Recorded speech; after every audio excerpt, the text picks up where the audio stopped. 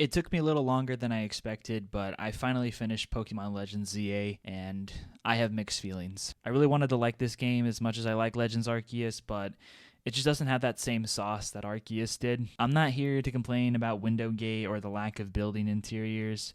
I actually really liked exploring Lumio City a lot. I thought the city floor to the rooftop dynamic was well executed with the elevators, the double jump, the no fall damage, and it was a lot of fun to explore. My biggest problem with the game is the side quests, which is like half, if not more, of the game's content. There are over 100 of them, over 120, I think. Every single one of them is awful, actually. Awful. I would say half, if not more, of them are just single battles with trainers that have 2 or 3 Pokemon that you're going to one-shot if you're using your type effectiveness. The other half of the side quests are arbitrary spam A quests where they'll give you a big long story about how they really love Pikachu and they really want to see a Pikachu in real life, and then they ask you to show them a Pikachu. That's the quest. So then you talk to them, you go into your box, you show them a Pikachu, they give you another 10 lines of dialogue you're spamming A through talking about how much they love Pikachu.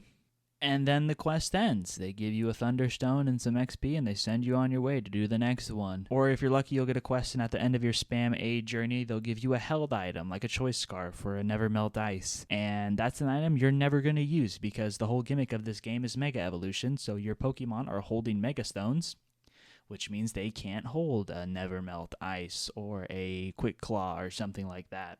So you just did a side quest you didn't enjoy doing, you didn't get a reward for it that you can actually use, and you just wasted your time. And this is half of the side quests in the game, if not more, if not all of them. You're just getting useless berries, held items. And because of half the side quests being battles, and I was battling so much for the main story and the side quest, eventually the ZA Royale lost me, I would say, about halfway through the game.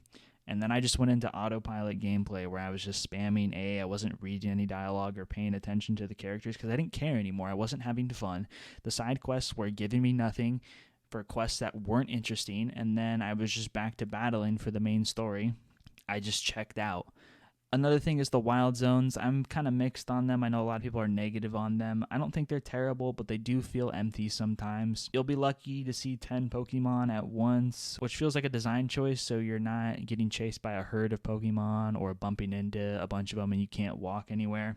But it kind of sucks when you see the Switch 2 version of Scarlet and Violet, and the Pokemon density in that game is just fantastic. There's so many Mons on your screen at one time. And then you go look at the final Wild Zone in this game, and it's just a barren wasteland. It's not a bad game by any means. It just doesn't feel like a $70 game. It feels like a $50 game that's being sold at full price, which is the exact same way I felt about Mario